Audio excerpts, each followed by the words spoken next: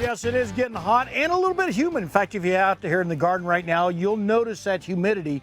The one thing you want to do, well, Bobby, go over our grass over there. You want to make sure you got that core aeration going on right now, because any moisture on top of that lawn or anywhere that it's standing, well, that's going to mean one thing, and that's mosquitoes. Go out there, start thinking about core aeration. That's one of the best ways to get rid of these guys.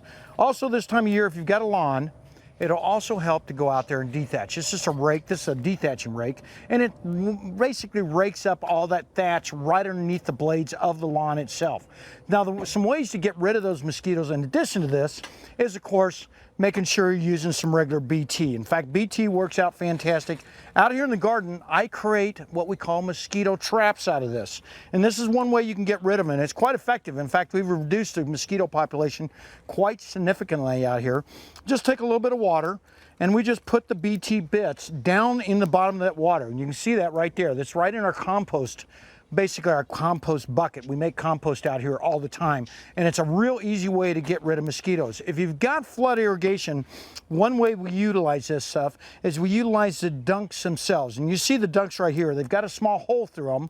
You can tie a string through it, and what it does, and you weight that string down, and what it does, it just kind of floats in that canal type system that you've got for your flood irrigation. Lots of ways to get rid of them. As we get closer to the monsoon, you're going to see more and more of these mosquitoes. So make sure, if you have standing water, two things. One, they're empty or that standing water is gone. And two, if you can't get rid of it, put down that BT. Some other ways we get rid of those different types of insects this time of year is food grade diatomaceous earth. And there it is right there, folks.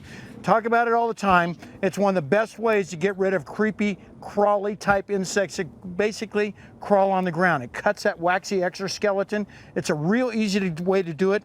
Put it along outside and inside any baseboards around the foundation of your house.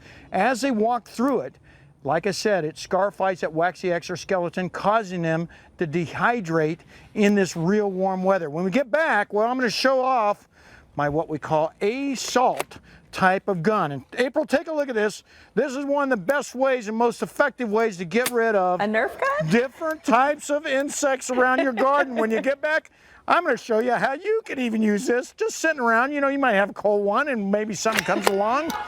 Boom, you're done.